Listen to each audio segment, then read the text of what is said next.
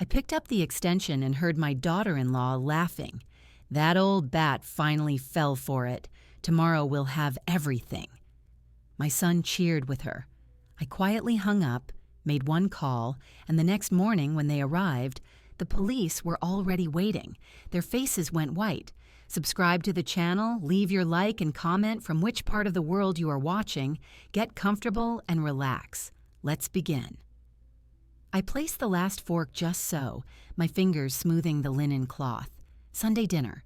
The crystal water glasses caught the afternoon light, each one a tiny prism on my polished table. I could hear the pot roast simmering, its rich scent weaving through the clean smell of lemon wood polish.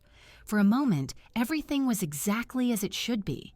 Then I heard the car door shut outside. I did not rush to the window. I finished filling the water pitcher, my movements deliberate. The front door opened without a knock. "Mom, we're here," David's voice carried from the hallway, too loud, too cheerful. "In the dining room," I called back, my own voice steady. They appeared in the doorway. My son, David, in his crisp button-down. Sarah just behind him, a smile already fixed in place, holding a folder against her chest. My eyes went to David's wrist as he leaned in to kiss my cheek. The watch was new, thick, silver, with a face that looked complex. It was not the simple Timex he'd worn for years. It glinted as he pulled back. "Something smells amazing," Sarah said, the standard greeting. She air-kissed near my cheek. "You look well." "I feel well," I said. It was a small correction, but I made it. "Let me help you with that." Sarah took the pitcher from my hands before I could answer. She began pouring water, her movements quick and proprietary. "You really shouldn't be lifting heavy things." "It's water, Sarah." "Still." Her smile didn't waver. "We worry about you here all alone, all these stairs, this big old house to manage." I watched her. The folder was now on the sideboard next to my grandmother's vase. "The house manages me just fine. It has for 35 years. David shifted his weight. "We just care, Mom. Come on, let's eat. I'm starved." We sat. I served the roast, the carrots, the potatoes with their edges caramelized, just how David liked them. The clink of serving spoons against my mother's china was a familiar, comforting sound. For 10 minutes, it was almost normal. David talked about work, some project that was stressing him. He used words like synergy and quarterly projections. I listened, nodding, watching his face. He avoided my eyes, focusing instead on his plate. He always did that when he was nervous, even as a boy. The shift came as I passed the basket of rolls. "So Maeve," Sarah began, her tone dipping into a careful, sympathetic register. "How have you been feeling, really? Any more dizziness?" "I have never had dizziness," I said, taking a roll. "Well, you mentioned being tired last time." "I mentioned that gardening in the noon sun was tiring. It was 95 degrees. Sarah laughed, a light, tinkling sound. "Of course. But you know, at our age, we have to be vigilant." Our age. She was 42. I let the remark sit between us, unacknowledged. David cleared his throat. "Mom, Sarah's been doing some research about planning for the future." "My will is up to date," I said. "You are the sole beneficiary. We discussed this with Mr. Henderson last year." "Oh, it's not about that." Sarah waved a hand, her bracelets jangling. "It's about simplifying, freeing you from the burden of daily chores. There are wonderful communities now, like assisted living residences, but much more vibrant. They have activities, chefs, transportation." I cut a piece of meat. "I have activities. I have a kitchen. I have a car. But wouldn't it be nice not to worry? To have people checking on you?" David asked. His voice had a pleading note that grated. "Who would check on me more than my own family?" I asked, looking directly at him. He glanced away, flushing. Sarah pressed on. "It's just smart planning, and financially it could make a lot of sense. This house, it's a beautiful asset, Maeve, but it's also a lot of equity just sitting here. If we sold it, the proceeds could fund a beautiful, carefree retirement for you, and there might even be something left over to help us with the kids' college funds someday, a legacy for your grandchildren. The word legacy sat heavily in the room. My legacy was the books I'd read to children for 30 years. It was the rose bushes I'd planted from cuttings. It was this house, every floorboard and windowsill holding a memory of David growing up, of his father before he passed. It was not a college fund managed by Sarah. "I am not selling my home," I said. The words were quiet, flat. "No one's saying sell right now," David said quickly, shooting a look at Sarah. "It's just an option to consider for down the line." Sarah reached over to the sideboard and brought the folder to the table. She opened it, sliding a brochure toward me. It showed smiling, silver-haired couples playing bocce ball on a manicured lawn. "Just look. There's no pressure. I've also taken the liberty of drafting a little power of attorney document. Just a standard one. It would let me help you with bills, banking, that sort of thing if you ever felt overwhelmed. Make things easier." I looked at the brochure. I looked at the document underneath, with its blank signature lines. I looked at my son. His face was a mask of strained concern. His new watch gleamed under the dining room chandelier. A coldness settled in my stomach, cutting through the warmth of the food. "I will review it," I said, closing the folder. My tone did not invite further discussion. The rest of the meal passed in a stilted conversation about the weather, about a movie they'd seen. Sarah's cheerfulness felt brittle. David ate quickly. When they declined coffee and dessert, citing an early morning, I did not protest. At the door, Sarah hugged me, her grip tight. "Think about what's best for everyone, Maeve. We only want you to be safe and happy." David's hug was loose, quick. "Love you, Mom."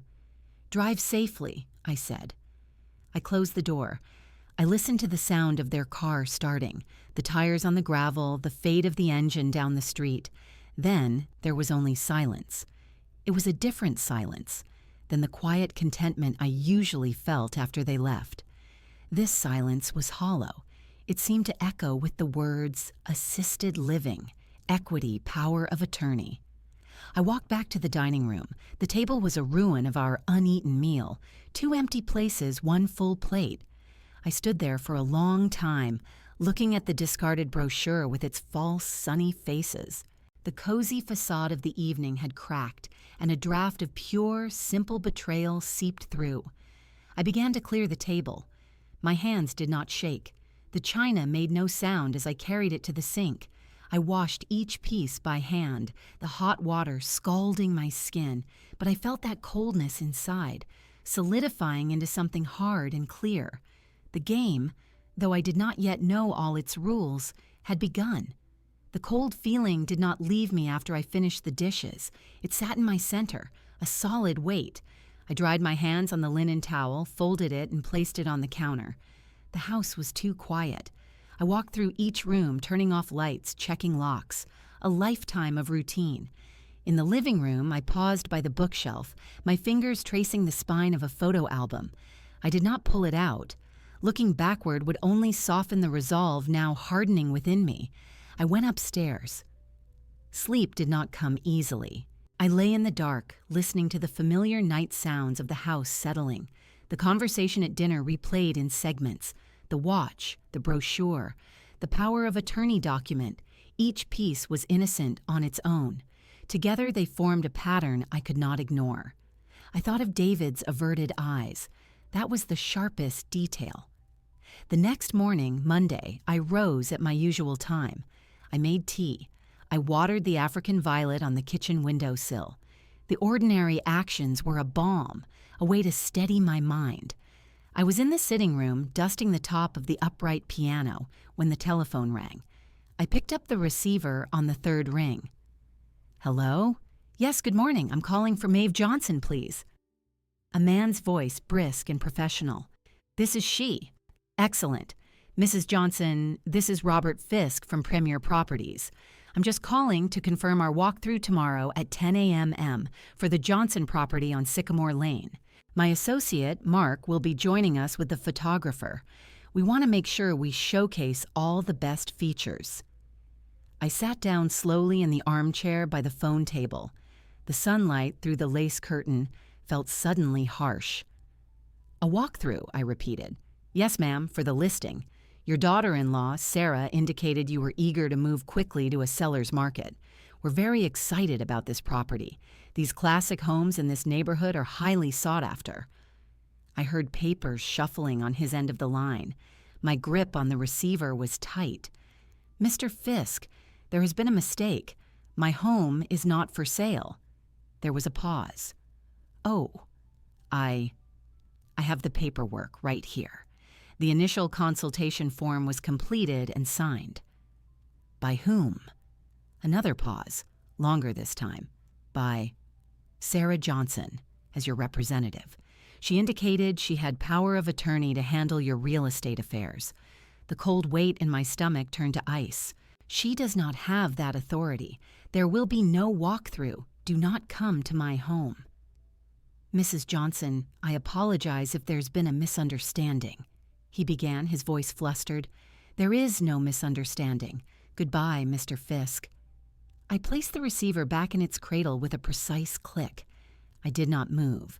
The sunbeam inched across the polished floorboards. A walkthrough. A photographer.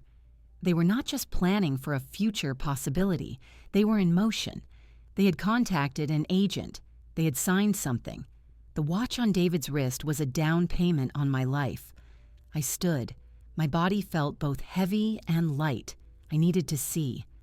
I walked to the guest room where Sarah and David sometimes stayed. It was meticulously clean, the bed made with spare linens. I opened the closet. Empty. I checked the dresser drawers. Empty. Then I saw it, peeking out from under the bedskirt, a corner of a navy blue folder. I knelt, my knees protesting, and pulled it out. It was not the folder from last night. This was thicker. I carried it to the bed and sat. Inside were photocopies, my mortgage statement, the deed to my house, bank statements from my savings account, the one I used for property taxes and emergencies. There were handwritten notes in Sarah's looping script in the margins. Equity approximately $450,000, senior exemption lapses, probate avoidance. And then I found the document. It was a loan application from a commercial lender I had never heard of. The borrower was listed as David Johnson and Sarah Johnson. The collateral was described as residential property located at 1812 Sycamore Lane. My address. There was a space for the property owner's signature. It was blank, but attached was a sticky note. On it, Sarah had written, "Get Mom Sig on POA first, then we can sign for her." Or, "Just practice her signature? She'll never know. The old bat doesn't check her mail half the time anyway." The room seemed to tilt. I read the note again. Then a third time. The words did not change. The old bat. The anger came then, a white-hot spike that shot through the ice in my veins. It was followed immediately by a grief so profound it stole my breath. I put a hand over my mouth, pressing hard against my lips. I would not scream. I would not cry. I sat there until my breathing evened out. The spike of anger receded, leaving the cold core, now harder and sharper than before. This was no longer suspicion. This was evidence. I handled each paper with care, as if it were a rare artifact. I noted the loan application number. I noted the lender's contact information. I read every one of Sarah's notes. This was not a spontaneous idea. This was a plan. They intended to take a loan against my house using a forged power of attorney or a forged signature. They would get the money. I would be left with the debt. And when I could not pay, the bank would take the house. They would have their cash, and I would have nothing. I thought of calling David, of confronting him with this file, but I knew what would happen. He would stammer. He would say it was a misunderstanding, that Sarah was just exploring options for my benefit. He might even cry, and part of me would want to believe him. That part was a weakness I could no longer afford. I closed the folder. I did not put it back under the bed. I carried it downstairs to my small study, the room that had been my husband's. I sat at the sturdy oak desk.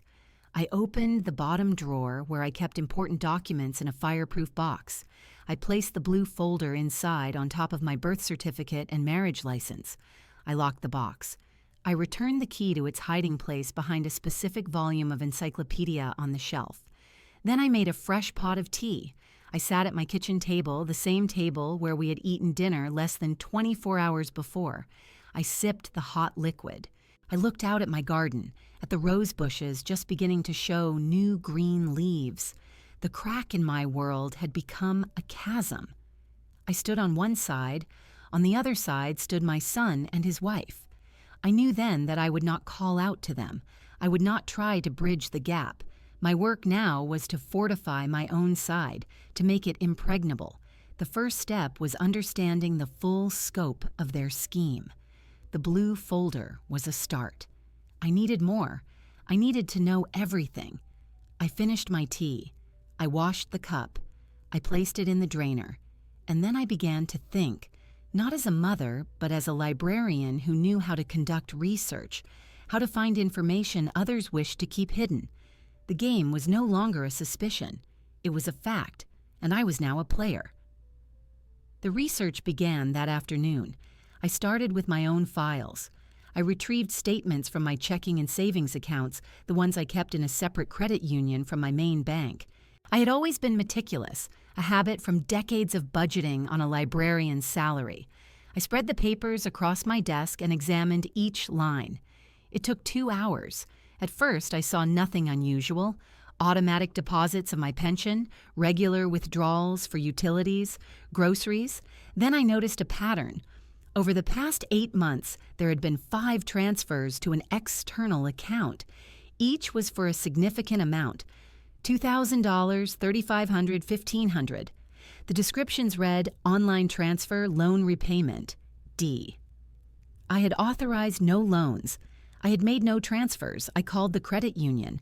I identified myself, answered the security questions. I'm reviewing my statements, I said, my voice calm. I see several transfers I don't recognize. Can you tell me where they were sent? The representative was polite. After a brief hold, she returned. Those were transfers to an account ending in 8891, ma'am, listed under the name David Johnson. The memos indicate they're for a family loan. I did not authorize those transfers, I said. Were they initiated in person or online? Online, ma'am, through the digital banking platform. I do not use online banking. There was a slight pause. The account has been accessed online regularly from a device registered to you, Mrs. Johnson. The password was used. I closed my eyes. David knew my passwords. Years ago, I had asked him to help me set up email. He had suggested using one simple password for everything for ease. I had trusted him. That trust had given him a key to my accounts. He or Sarah had been slowly siphoning money, disguising it as loan repayments to themselves. I want those transfers stopped, I said, immediately. I want online access disabled for my accounts. I will come in person to reset everything, and I need a complete transaction history for the past year sent to me. Of course, Mrs. Johnson. I'll initiate that right now. I'm so sorry for the trouble. Trouble. That was one word for it. After I hung up, I sat very still. The theft was not some future scheme involving a forged mortgage. It was already happening. They were already helping themselves, a few $1,000s at a time, likely to make payments on that shiny new watch, on their lifestyle.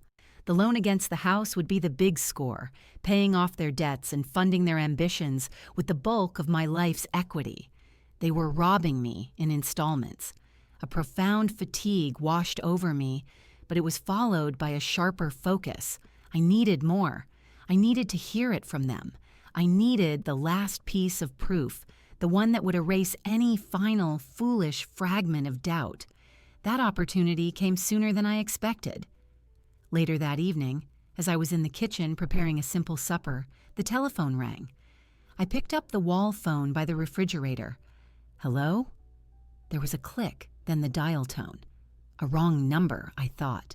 I was about to hang up when I heard a voice. It was Sarah's, tinny and distant, but clear. She was already on the line talking to someone else. I had picked up the extension just as she had dialed out from the upstairs phone. We had a landline with 2 handsets, a system I'd kept for emergencies. I stood frozen, the receiver pressed to my ear. Finally picked up, I thought she'd never answer, Sarah was saying, her voice bright with excitement. No, it's done. The agent is scheduled for tomorrow. She has no idea. A man's voice responded, but it was muffled. David, likely on his cell phone with her. I know, right? Sarah laughed. It was a cruel, giddy sound. She was so clueless at dinner. All that, I am not selling my home, dignity. Please. She's so trusting it's pathetic. She didn't even blink at the power of attorney papers. My breath caught in my throat. I did not make a sound. The best part? Sarah continued, her tone dropping to a conspiratorial glee. I found her Social Security card and a copy of her license in that old filing cabinet.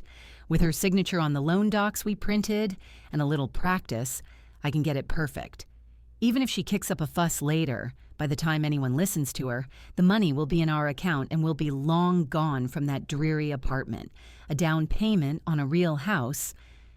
David's voice came through again, a questioning murmur. Oh, don't be such a worrywart, Sarah snapped, her cheerfulness evaporating. She's a lonely old woman. Who's going to believe her over us? We're her family. We're concerned. And if she causes problems, we just say she's confused. Early dementia. We've been planting that seed for months, telling her she's tired, she's forgetting things. It's already working. I felt the cool plastic of the phone against my cheek. The linoleum floor beneath my feet seemed to sway. Look, Sarah said, her voice hardening. This is our chance. That house is a gold mine. She's just sitting on it, gathering dust with her memories. We deserve it more. We have a future. She's had her time. Once the loan goes through, we'll get her declared incompetent, stick her in a home, and sell the place. Clean profit. There was a pause. I could hear David speaking, his words unclear but his tone hesitant. David, grow a spine. Sarah's voice was sharp now, full of contempt. She's my mother too now, and I'm handling it. That old bat finally fell for it. She's so desperate for your attention she'll sign anything I put in front of her if you just smile and ask nicely. Now are you with me or not? The silence on the line stretched. Then I heard it.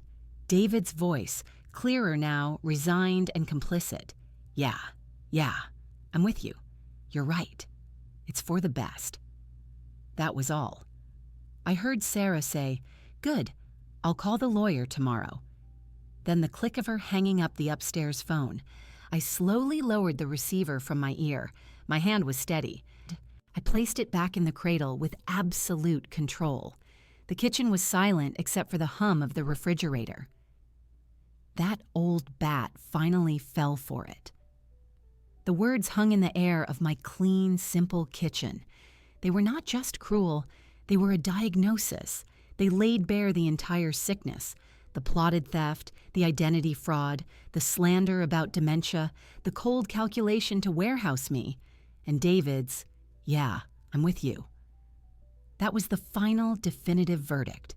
The grief was there, a vast hollow space opening inside me, but I did not fall into it. Instead, it filled with something else, a clear, cold substance like liquid glass. It hardened instantly, forming a new core. The shock was gone. The uncertainty was gone. The last fragile hope that I was misinterpreting, that my son was merely weak and misled, was gone. He had chosen. He had agreed to destroy me. I looked around my kitchen, at the table where I'd eaten breakfast for 30 years, at the window over the sink where I watched birds at the feeder. This was not just a house. It was my life. And they had just signed its death warrant, and mine along with it. But I had heard the sentence. And because I had heard it, I was no longer the victim waiting for the execution. I was the warden. I was the judge. The evidence was no longer just papers in a box, it was their own voices confessing. I turned off the burner under the pot. I was not hungry. I walked to my study. I did not sit. I stood before my bookshelves, my eyes traveling over the orderly rows, a lifetime of organizing information, of cataloging, of knowing how to find the truth. The emotional part of this ordeal was over. The betrayal was complete. All that remained was the response. The research phase was concluded. The planning phase could now begin. I knew what I had to do. The path forward was not one of confrontation or hysterics. It was one of precision, of law, of turning their own greed and arrogance against them. They thought me a pathetic, trusting old woman. They would learn too late that I was neither pathetic nor trusting. I was a librarian, and I knew exactly how to check out their scheme for good. I did not sleep that night. There was no point in trying. The quiet hours were for work. I went to my study and turned on the green-shaded desk lamp. The pool of light was all I needed. First, I retrieved the fireproof box from its drawer. I took out the blue folder with the loan application. I placed it on the desk. Then I went to the filing cabinet in the corner and pulled the files for the past year's bank statements from my primary checking and savings accounts. I had already found the unauthorized transfers in the credit union account. I needed to check these too. I worked methodically, line by line. It took time. My eyes are not what they were, but my patience is infinite. Just after midnight, I found them. 3 smaller transfers over the last 4 months to an account I did not recognize. The descriptions were vague. Service fee, consultation, each for a few $100s. The cumulative theft was not yet enormous, but the pattern was clear. It was testing. It was grooming. Small amounts to see if I would notice. I had not until now. I made a list on a yellow legal pad. I noted dates, amounts, account numbers where I could find them. I documented the real estate agent's call, writing down his name, his company, the time of the call. I described the blue folder, its contents, where I found it. I transcribed, word for word, the sticky note with Sarah's handwriting. Get Mom Sig on POA first, or just practice her signature. The old bat doesn't check her mail half the time anyway. My hand did not shake as I wrote those words. Seeing them on my own paper, in my own neat script, stripped them of their power to wound. They became data, evidence of intent. The most critical evidence existed only in my memory, the overheard phone conversation. I needed to preserve it. I went to the hall closet and retrieved an old cassette recorder I had used decades ago to record book reviews for a local radio segment. I found blank cassettes in a box. I tested it. The mechanism whirred to life. I sat at the desk, pressed record, and began to speak. I stated the date and time. I identified myself. Then, in a calm, clear voice, I recounted the entire overheard conversation. I did not editorialize. I did not describe my feelings. I simply reported the dialogue as I remembered it. Sarah Johnson said, "She was so clueless at dinner. She's so trusting, it's pathetic." She said, "I found her social security card and a copy of her license. With a little practice, I can get it perfect." She said, "We've been planting that seed for months. Early dementia." She said, "That old bat finally fell for it." She said, "Once the loan goes through, we'll get her declared incompetent, stick her in a home, and sell the place." My son, David Johnson, responded, Yeah, I'm with you. You're right. It's for the best." I stopped the recording. I rewound it and played it back. My own voice sounded strange to me, detached and judicial. It was perfect. By 4 a.m, I had a dossier. The physical documents were organized in a new plain folder. My handwritten notes were clipped together. The cassette sat beside the recorder. I had made a second list of people who could attest to my mental competence. My doctor, my former colleague from the library, the pastor at my church, whom I saw only on holidays but who knew me. I was building a case, not for a jury, but for one man. As the sky began to lighten from black to deep blue, I picked up the telephone. I dialed a number from memory. It rang 5 times before a groggy voice answered. "Reynolds." "Captain Reynolds." "This is Maeve Johnson. I apologize for the early hour." There was a pause, then the sound of sheets rustling. His voice cleared, becoming alert and respectful. "Mrs. Johnson, it's no trouble. Is everything all right?" "No," I said. "It is not. I require your professional assistance. It is a matter of attempted fraud, theft, and elder exploitation. The perpetrators are my son and his wife." Another pause, longer this time. I could hear him breathing. "I see," he said finally. His tone was neutral, careful. "That is a serious accusation." "I have evidence. I have documentation of unauthorized financial transactions, a loan application for my property with a suggestion of signature forgery, and a recorded statement from myself detailing a conversation that outlines their entire plan, including defamation of my mental state. I need to know the proper procedure." "Mrs. Johnson," he said, his voice softening slightly, "are you safe? Are they there with you now?" "I am alone. I am safe. I am in my home. They believe I am unaware. I intend to use that belief." He let out a slow breath. "All right, listen to me. Do not confront them. Do not let them know you're on to them. If they come over, act normally. Can you do that?" "Yes." "Good. I have to ask. Are you absolutely sure about this? There's no possibility of a misunderstanding?" "I am sure," I said, my voice flat. "I heard my daughter-in-law call me that old bat and discuss practicing my signature to steal my house. I heard my son agree. The financial records support their intent. There is no misunderstanding." "Okay," he said. I heard the sound of a drawer opening, a pen scratching. "Okay, I'm coming to you. Not in a marked car. I'll be there in an hour and a half. Do not answer the door for anyone but me. We will review what you have. We will discuss your options. Legally, this falls under financial exploitation of a vulnerable adult. It's a felony. But building a case that sticks, we need to be smart." "I understand," I said. "I will be waiting." "Thank you, Captain." "Don't thank me yet, Mrs. Johnson. Just sit tight. And I'm sorry, truly." I hung up the phone. I looked at the dossier on my desk. I looked at the first gray light of dawn touching the windows. The quiet, strategic part of me was satisfied. The call was made. The mechanism was engaged. But another part, the mother part, heard the pity in Captain Reynolds' voice when he said he was sorry. That pity was a luxury I could not afford. It threatened to melt the cold, clear substance that now held me together. I pushed it aside. There would be time for sorrow later. For now, there was only the next step. I got up, went to the kitchen, and began to make a pot of strong coffee. I had a guest coming.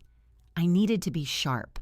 The facade of the confused old woman was my greatest asset now, and I would wear it perfectly until the moment I chose to take it off. The coffee was ready when the unmarked sedan pulled into my driveway. It was a gray, nondescript car. Captain Reynolds got out, a tall man in a plain jacket and slacks. He had aged since I last saw him properly, at his retirement party from the force years ago, but he still carried himself with that same solid authority. He'd been a patrol officer when my husband was alive. They'd served on the same neighborhood watch board. I watched from the window as he glanced up and down the street before walking to my front door. I opened it before he could knock. "Captain, thank you for coming, Mrs. Johnson." He gave a slight, respectful nod and stepped inside. I closed the door behind him. "Coffee?" I asked. "Please, black." I led him to the kitchen. He sat at the table while I poured 2 mugs. I placed his in front of him, then set the dossier and the cassette recorder on the table between us. I sat down. "Before we begin," he said, his hands wrapped around the warm mug, "I need you to understand something. What you're proposing to do, building a case against your own family, it's hard. Emotionally and legally, we have to be airtight. If we move too soon or miss a step, they could spin this. and you could be the one facing accusations of confusion or instability. Do you understand the risk? I understand the risk of inaction far better, I said. They have already begun. The theft is ongoing. The plan to defraud me of my home is in motion. Waiting is not an option. He held my gaze for a moment, then nodded. All right, show me what you have. For the next 40 minutes, I walked him through it. I showed him the bank statements with the highlighted transfers. I showed him the loan application from the blue folder. I pointed to Sarah's sticky note. His expression remained neutral, professional, but I saw his jaw tighten when he read the words, "The old bat." "This note is good," he said finally. "It shows premeditation and intent to forge. The bank records give us the financial exploitation. But this," he tapped the loan application, "is still just an application. They haven't submitted it with a forged signature yet. That's the stronger crime." "They will," I said.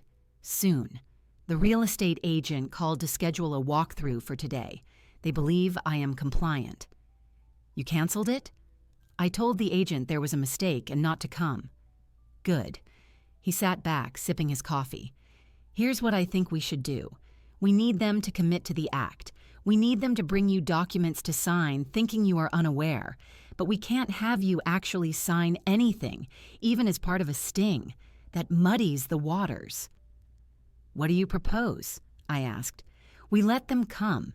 You act normal. You tell them you've thought about their help and you're willing to listen.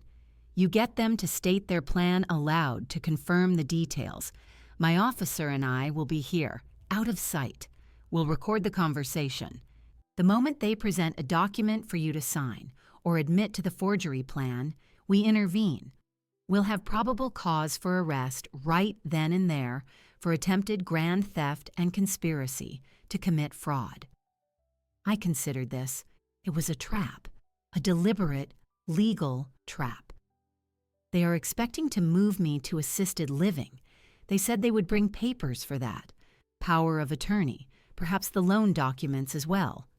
Even better, if they bring the POA for you to sign, that's our moment.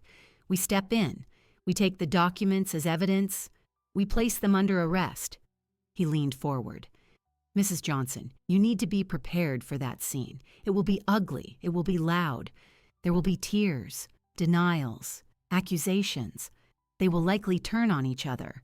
Are you ready for that?" I looked past him, out the kitchen window to my garden. I thought of David as a little boy, digging in the dirt out there, presenting me with a grubby dandelion as if it were a rose. That boy was gone. The man who had taken his place was a stranger who had agreed to have me declared incompetent. "I am ready," I said, my voice quiet but firm. "Okay. When are they next due to come over?" They did not say, but given the canceled walkthrough and their eagerness, I believe it will be soon, perhaps today, to check on why the agent didn't come. "Then we prepare for today." He finished his coffee. "I'll have Officer Bryson, one of my most discreet detectives, meet me here. We'll park around the corner and come through the back gate. We'll wait in your study. You have a doorbell. We'll hear it. You let them in. Bring them to the living room or kitchen. Engage them. Get them talking. We'll be listening. The house is clean for recording. It's quiet. We'll get what we need." "I understand." He stood. "I need you to sign some preliminary complaints. It formalizes your accusation and gives us the basis to be here. I have the forms in the car." He retrieved a clipboard with several documents. I read each one carefully.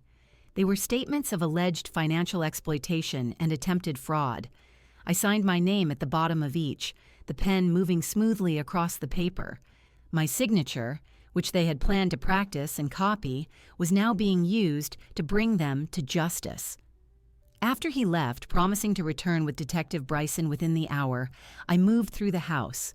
I straightened cushions. I washed the 2 coffee mugs.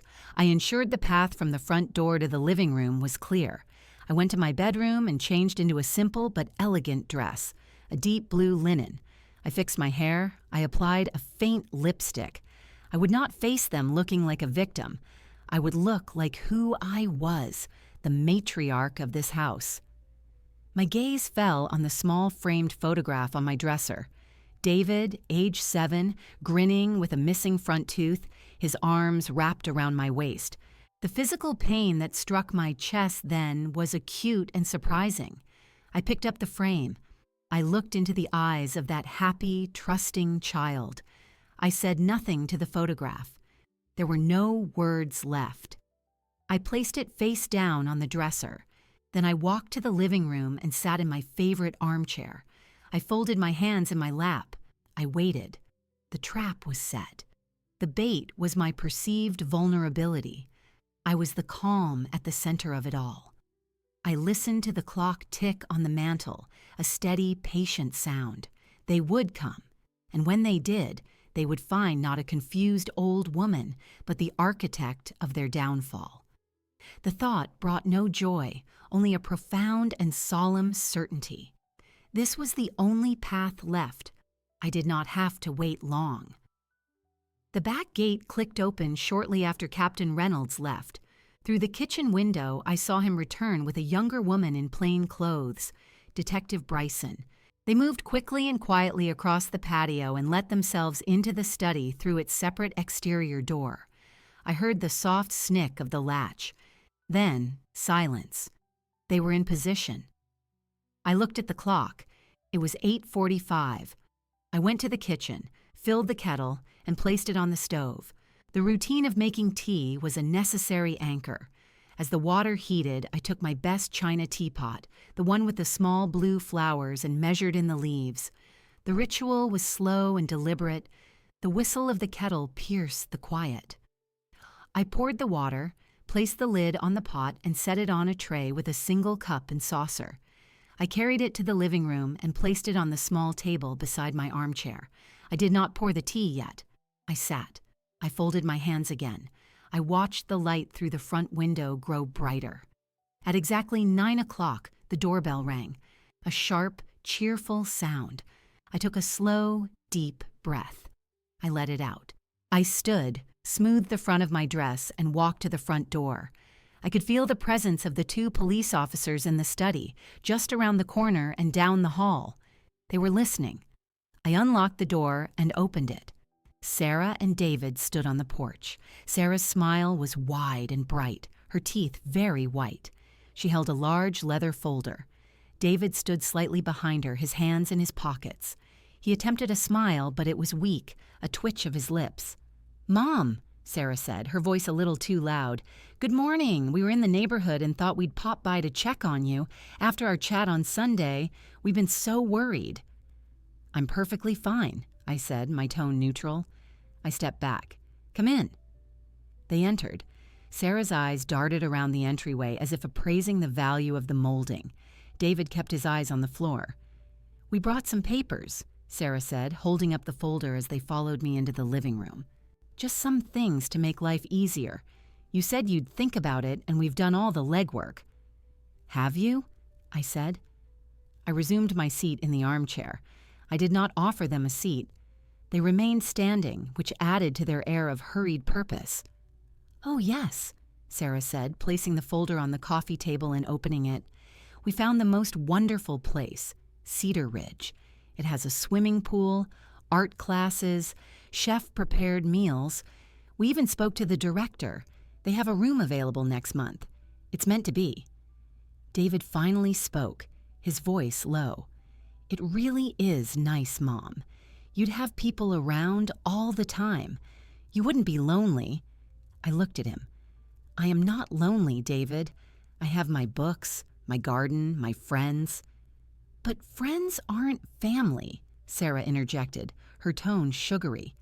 "We want to be sure you're cared for properly. Now, to secure the room, we just need to start the financials.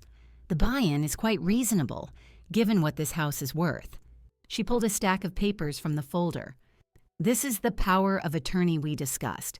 It just lets me handle the sale of the house and the transfer of funds to Cedar Ridge. You won't have to lift a finger. And this," she pulled out another document, "is a simple loan application. It's a formality, really.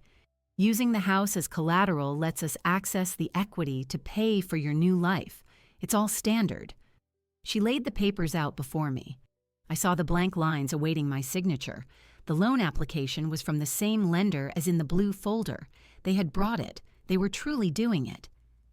I see, I said slowly, leaning forward as if to examine the small print. I needed them to say more. And this loan? It would be in my name?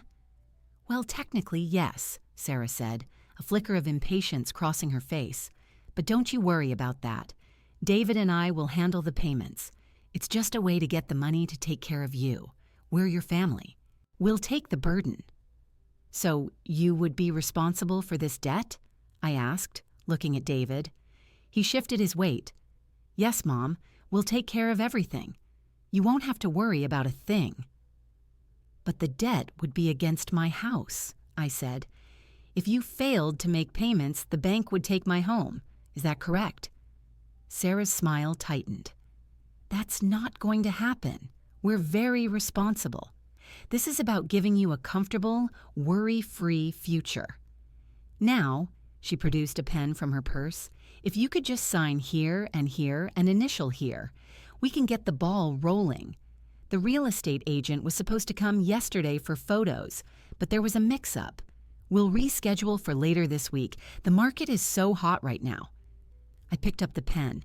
I held it loosely. I did not touch the paper. A mix-up? What kind of mix-up? Oh, he must have gotten the address wrong, Sarah said with a dismissive wave. It doesn't matter. We'll handle it. Just sign, Maeve. Trust us.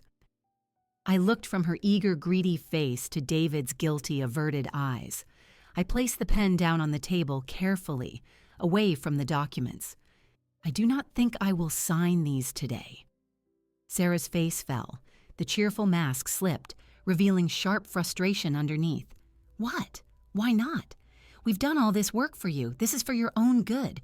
You can't stay in this big old house forever. It's not safe. It has been safe for 35 years, I said, my voice still quiet. Why the sudden urgency? Why must I sign papers I do not fully understand right this minute? David finally met my eyes. Mom, please, just do this. It's hard enough as it is. Don't make it harder. Make what harder, David? I asked. Taking care of you, Sarah snapped, her patience gone. We're trying to help you, and you're being difficult. You're confused. You're not thinking clearly. That's why we need to step in. Now pick up the pen and sign. There it was, the script, just as she had outlined on the phone. You're confused. The seed they had planted. I leaned back in my chair. I looked at Sarah, then at David. I am not confused. I understand perfectly. You want me to sign over control of my finances and my home. You want to put me in a facility. You want to take my money and my house. That is what I understand. Sarah's eyes widened. For the first time, she looked uncertain. She glanced at David, then back at me. Her voice softened, returning to its manipulative tone. Maeve, sweetie, that's not it at all. We love you. We're protecting you. You're just not seeing it clearly. Maybe you're more tired than we thought. I did not respond. I simply waited. The trap was sprung. They had walked into it, presented the evidence themselves, and stated their intent. All that remained was for the keepers of the trap to step forward. The silence stretched. Sarah picked up the pen and tried to press it into my hand. Just sign. It's for the best. That old bat finally fell for it. David said you'd see reason. I pulled my hand away. I looked toward the hallway that led to the study. I gave a slight, almost imperceptible nod. It was time. The door to the study opened. Captain Reynolds stepped into the hallway, followed by Detective Bryson. They walked into the living room with a quiet, purposeful authority. Sarah was still trying to press the pen into my hand. She froze, her head snapping toward the sound of their footsteps. David turned, and his face went slack with confusion. Captain Reynolds stopped a few feet from the coffee table. He did not look at me. His eyes were fixed on Sarah and David. Detective Bryson positioned herself slightly to the side, her expression neutral, her hands loose at her sides. "Sarah Johnson, David Johnson." Captain Reynolds's voice was calm, official. It filled the room. "Who are you?" Sarah demanded, her voice shrill. She dropped the pen. It clattered on the table. "What is this?" "Mom, what's going on?" I said nothing. I remained seated, my hands folded in my lap. "I am Captain Alan Reynolds, head of the Financial Crimes and Elder Abuse Unit. This is Detective Bryson." He produced his badge, showed it, and returned it to his pocket. "We are here at the request of Maeve Johnson. We have been conducting an investigation into the systematic financial exploitation of Mrs. Johnson and a conspiracy to commit fraud against her property." Sarah's mouth opened, but no sound came out. Her skin, usually carefully made up, took on a sickly pallor. David's eyes widened. He looked from the officers to me, his expression one of dawning, horrified comprehension. "Mom?" he whispered. Captain Reynolds continued, his tone even and precise. "We have obtained evidence of unauthorized transfers from Mrs. Johnson's bank accounts to accounts under your names. We have in our possession a loan application for the property at this address, filed by you, with notations indicating an intent to forge the homeowner's signature. We've also recorded statements from Mrs. Johnson detailing your plans, as confessed in a telephone conversation you believed was private, to have her declared mentally incompetent and to seize her assets." "That's a lie!" Sarah shrieked, finding her voice. She pointed a trembling finger at me. "She's confused. She doesn't know what she's saying. She has dementia. We were trying to help her."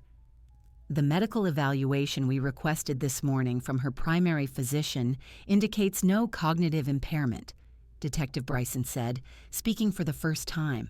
Her voice was cool, factual. "Her doctor attests to her full mental capacity. Your attempts to suggest otherwise are part of the recorded evidence." David found his voice, a ragged, desperate sound. "Mom, please, you have to tell them. This is a misunderstanding. We were helping you. We were going to take care of you." I looked at him then. I met his pleading, terrified eyes. I felt nothing but a distant, profound sadness. "You were going to put me in a home and take my house, David," I said, my voice clear and steady in the silent room. "You called me that old bat. You agreed it was for the best. I heard you." His face crumpled. He swayed on his feet as if struck. "You were listening?" Sarah whispered, her fury evaporating into pure shock. You set us up?" "I protected myself," I corrected her. Captain Reynolds took a step forward. "Sarah Johnson, David Johnson, you are under investigation for multiple counts of financial exploitation of a vulnerable adult, conspiracy to commit fraud, and attempted grand theft. The documents on this table will be entered as evidence. You have the right to remain silent. Anything you say can and will be used against you in a court of law." "You're arresting us," David gasped, his voice breaking. "Mom, you can't let them do this. I'm your son." I did not look away from him. "You stopped being my son when you decided to become my thief," I said. Detective Bryson moved forward. "Please turn around and place your hands behind your backs." Sarah began to cry, harsh, ugly sobs that held no real tears. "This isn't happening. This can't be happening. You can't prove anything. It's her word against ours."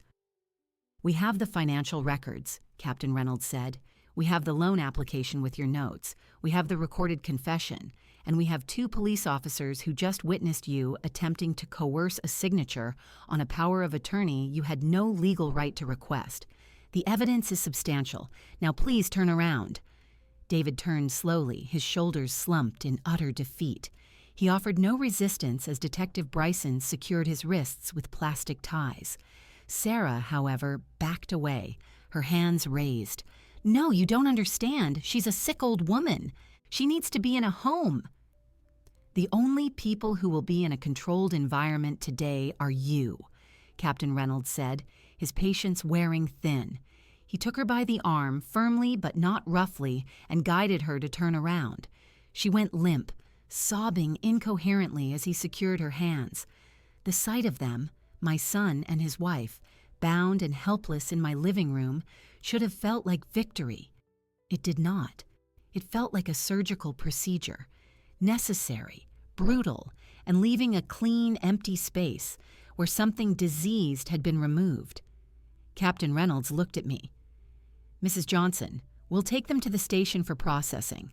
A detective will be in touch later today to take your full formal statement. Are you all right?" I nodded. "I am fine, Captain. Thank you." He gestured to Detective Bryson, and they began to lead David and Sarah toward the front door. As they passed me, David twisted his head to look back. His eyes were red, flooded with a pain I knew was genuine now, the pain of being caught, of facing consequences. "I'm sorry, Mom," he choked out. "I'm so sorry." I did not reply. I simply watched as they were led out of my house, off my porch, and placed into the back of the unmarked sedan that had arrived just an hour before. The car door shut with a solid thud. The engine started. They drove away. I stood up. I walked to the front window and watched the car disappear down the street. The morning sun was bright now, shining on my quiet, empty lawn. I turned away from the window.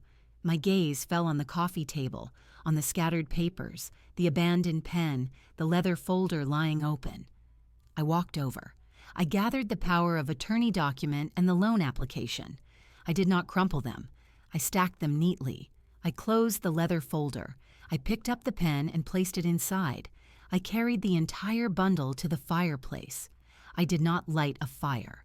I simply placed it all on the hearth, a monument to a battle that was now over. Then I went back to my armchair.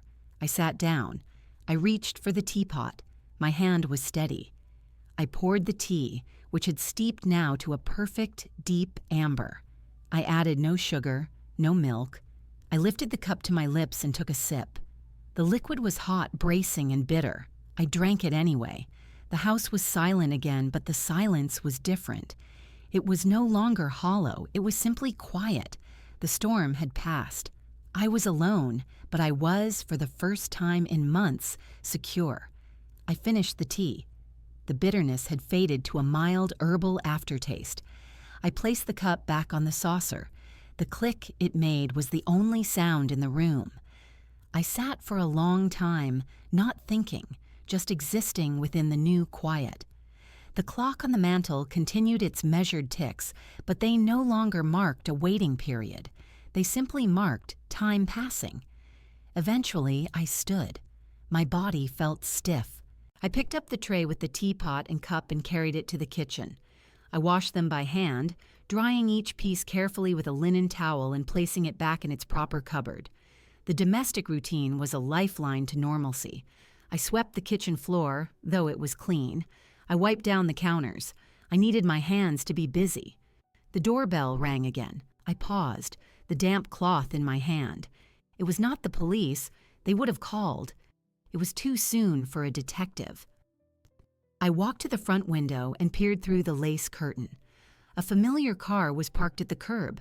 My neighbor from 3 houses down, Eleanor Grady, everyone called her Miss Ellie, was walking back from my front door toward her car, her shoulders slumped slightly.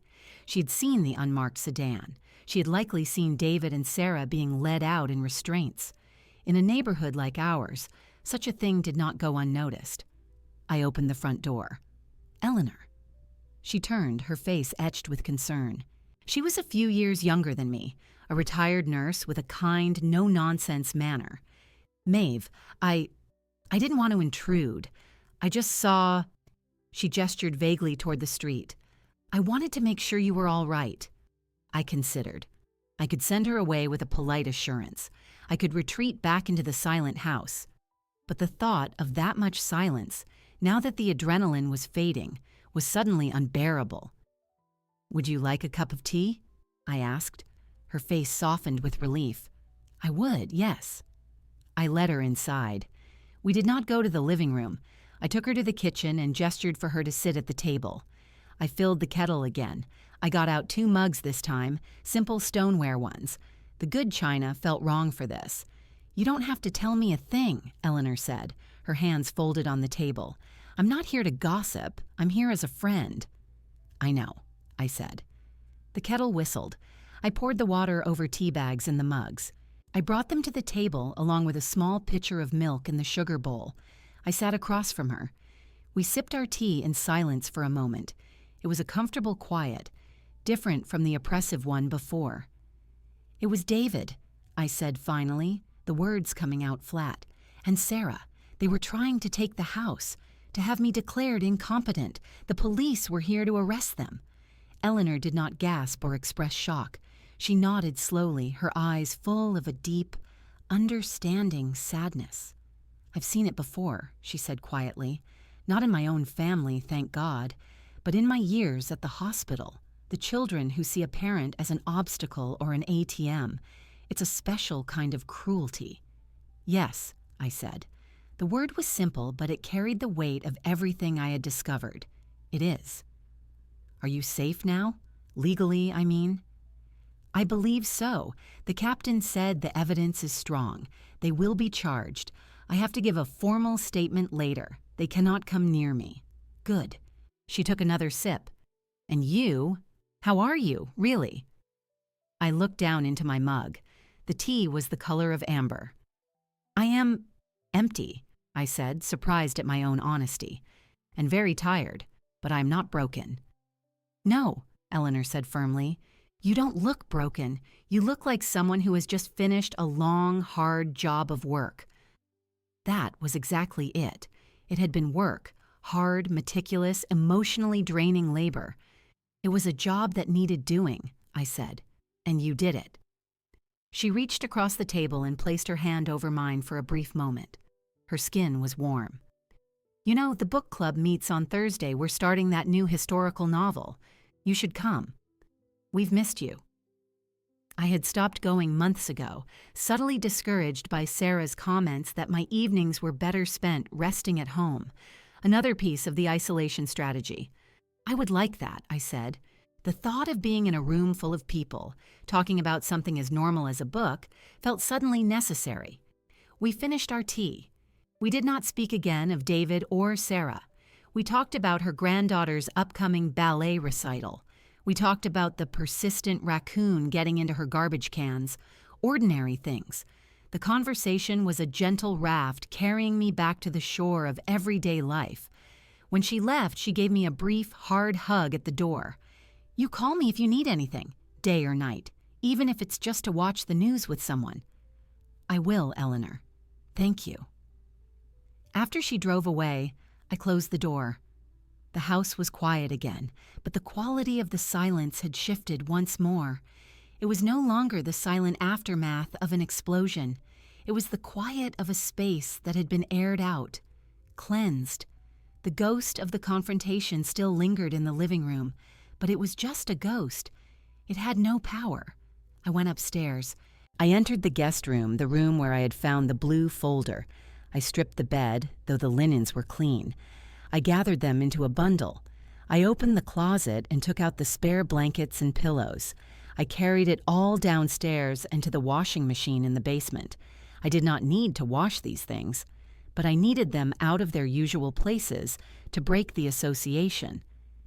Back in the kitchen, I saw the light on my telephone blinking, the answering machine. I had not checked it in days. I pressed play. The first message was from David 2 days ago. Hey, Mom, just checking in. Looking forward to dinner on Sunday. Love you.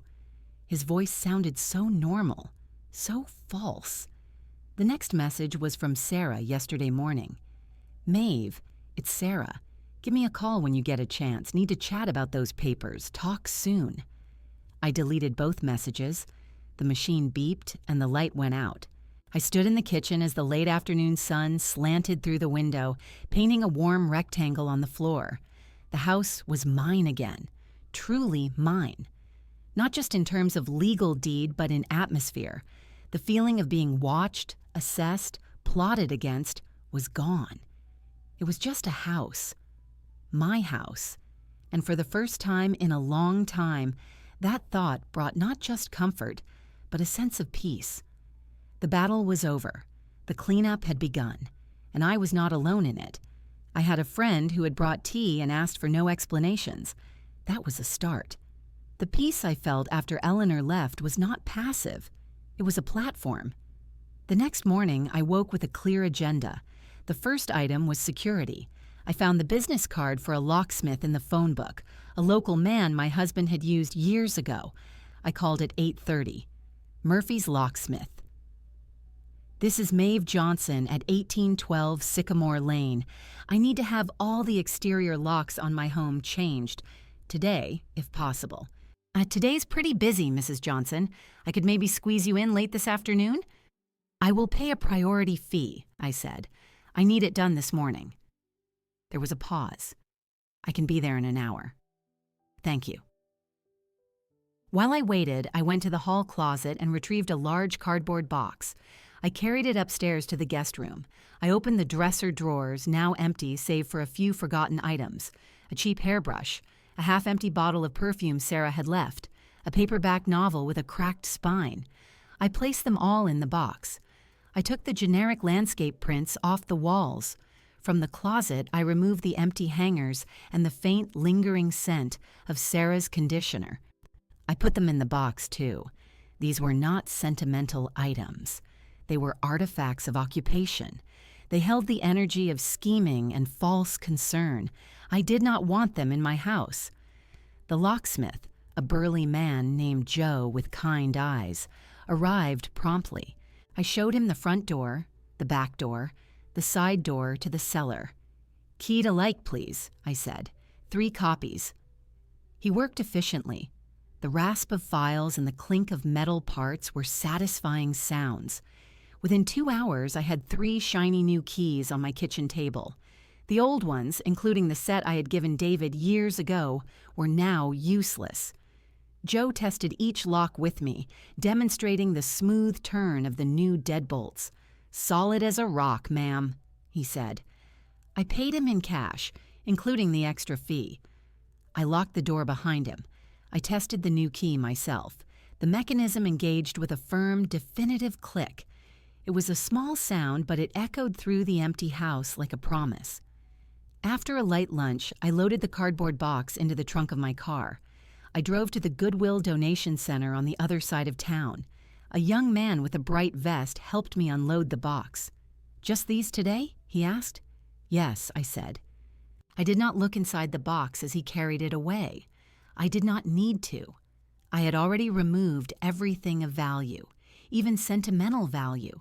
What remained was simply refuse, and now it was someone else's to handle. As I drove away, I felt lighter, as if I had shed a physical weight. When I returned home, I stood in the doorway of the guest room. It was just a room now, an empty, sun-filled rectangle. For over 20 years, it had been David's room. After he moved out, it became the guest room. Then it had become a staging ground for betrayal. Now it was a blank space. I had always wanted a painting studio. When I was younger, before David was born, I used to dabble with watercolors. Life, work, motherhood, they had pushed that quiet pleasure to the side. There was always something more practical to do. The room had been needed for a child, then for guests, then for storage. It had never been for me. I got a tape measure from the toolbox in the basement. I measured the room. I noted the dimensions on a pad of paper. I measured the windows. I tracked the path of the sun through the afternoon. The southern light was excellent. I drove to the hardware store. I walked past the displays of tools and plumbing supplies to the paint section. Rows of color samples fanned out like a rainbow. I ignored the safe, neutral tones. I looked at the brighter cards. I selected a pale, clear yellow called Morning Sun. I selected a soft blue called Harbor Mist. I took the samples home. I held them up in the empty room, watching how the light changed them. The yellow made the space feel warm and energetic.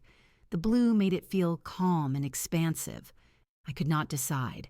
I leaned both samples against the windowsill and left them there. The decision could wait. The important thing was that a decision was being made. By me. For me. That evening, I sat at the kitchen table with my notepad. I made a list of what the studio would need: a sturdy table, good lighting. A small sink would be ideal, but perhaps that was a project for another time. A comfortable stool, storage for supplies. The list was practical and exciting in a way I had not felt in years. It was a project of creation, not defense. I realized I was smiling, a small, private smile. It felt strange on my face, like a muscle long unused. It was not a smile of triumph over David and Sarah. That chapter was closed. This was a smile of anticipation, of a future I was designing for myself, in the home I had fought to keep. I went to the living room and retrieved the bundle of papers from the hearth. I did not burn them. Instead, I took them to my study and placed them in the bottom drawer of my filing cabinet. I labeled a new folder, Legal Johnson Case. I filed it away. It was part of my history now, but it did not need to be on display. It was archived. Before bed, I walked through the house, checking the new locks. Each door was secure. I climbed the stairs and paused outside the empty room. The paint samples were still there, catching the last of the twilight. I had reclaimed my security. I had purged the physical reminders. Now I was reclaiming space, literally and figuratively. The room was no longer David's. It was no longer a guest room. It was becoming mine. I went to my bedroom. The photograph of young David was still face down on the dresser. I picked it up. I looked at it for a long moment. Then I opened the top drawer and placed the frame inside, under my sweaters. I did not do it in anger. I did it because that boy belonged to the past.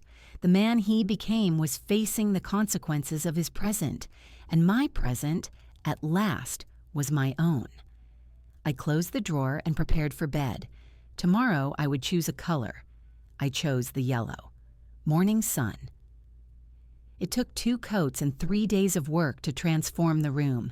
The smell of fresh paint filled the upstairs hallway, a scent of new beginnings. I moved in a large, sturdy table I found at a second-hand furniture store. I installed a bright, adjustable lamp. I bought a set of basic watercolors, brushes, and good paper. They sat on the table, waiting. The room was no longer empty. It was full of potential. A week after the arrests, I received a call from the district attorney's office. They were proceeding with charges. I gave my formal statement to a detective, a process that was clinical and thorough. I provided copies of all my evidence. I was told a court date would be set, but it would likely be months away. I thanked them and hung up. The legal machinery was now in motion, and it required little from me except my testimony when the time came. I was a witness, not a victim. There is a difference. Life settled into a new rhythm. I attended Eleanor's book club on Thursday. The women welcomed me back without fanfare, which I appreciated. We argued good-naturedly about the protagonist's choices. I made a point to go to the grocery store on Saturday morning, to be among people. I tended my garden with more attention than before, as if nurturing the soil was part of nurturing myself. And then it was Sunday. I woke with a sense of purpose, not the strained purpose of preparing for a performance, but the simple purpose of hosting friends. I went to the market in the early afternoon and bought ingredients: a small roast, fresh vegetables, ingredients for a pear tart. I did not use my mother's china.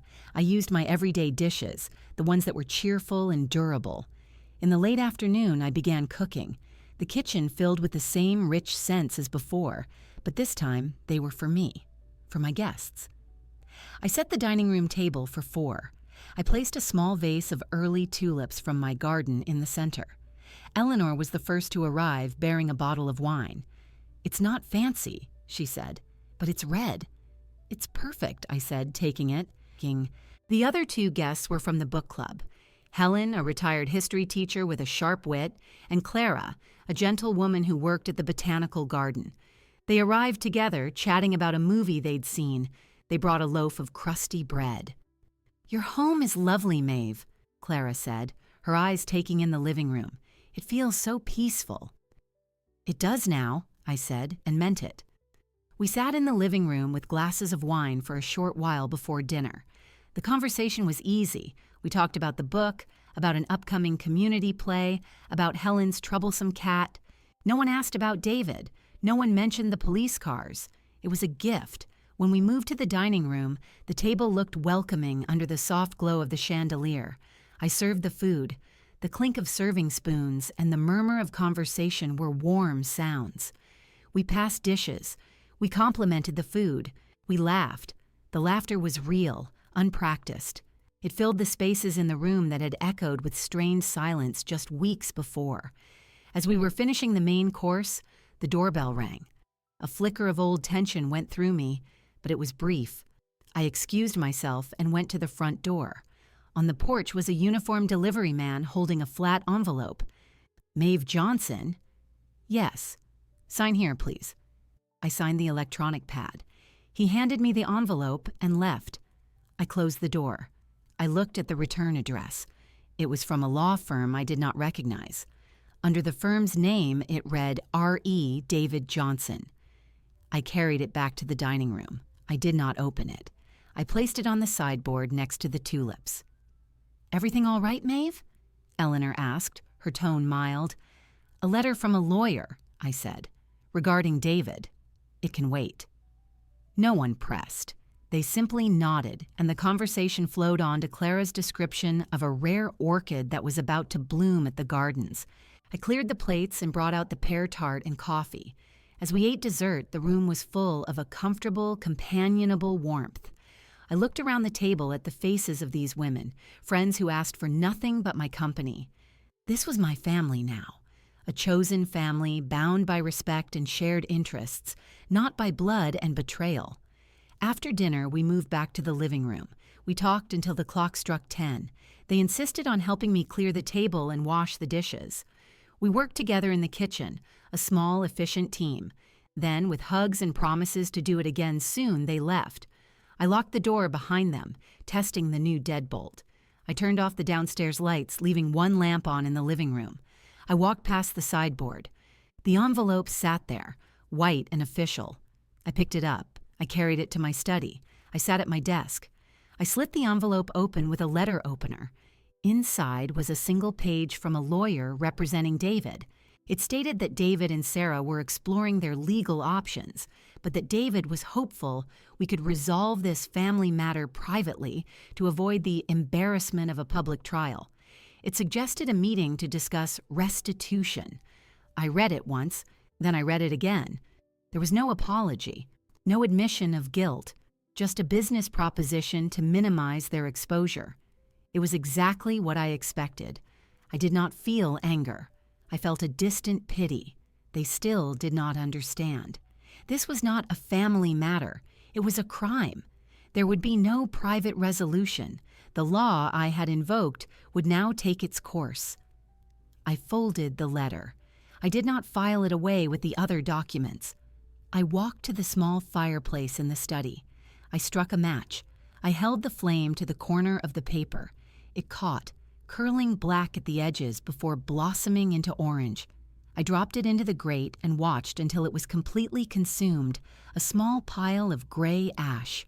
It was not an act of destruction. It was an act of release. Their words, their schemes, their attempts to reach me held no power anymore. I would testify in court when required. I would tell the truth, but I would not negotiate. I would not be drawn back into their drama. I went upstairs. I paused outside the yellow room, my studio. Moonlight streamed through the window, illuminating the blank paper on the table. Tomorrow, I thought. Tomorrow I might try a simple sketch, a tulip perhaps. I continued to my bedroom. I prepared for bed. As I lay in the dark, I listened to the familiar, comforting sounds of my house, the soft groan of a pipe, the distant tick of the hall clock. They were the sounds of a home at peace, a home that was truly mine. The vengeance was complete, but it was not the victory I contemplated as I drifted toward sleep. The victory was the quiet. The victory was the pear tart shared with friends. The victory was the untouched letter turned to ash. The victory was the yellow room waiting for morning light. I had not just reclaimed what was mine. I had reclaimed myself. And in that reclamation, I found a peace deeper and more durable than any revenge could ever provide. The story was over. My life was beginning again.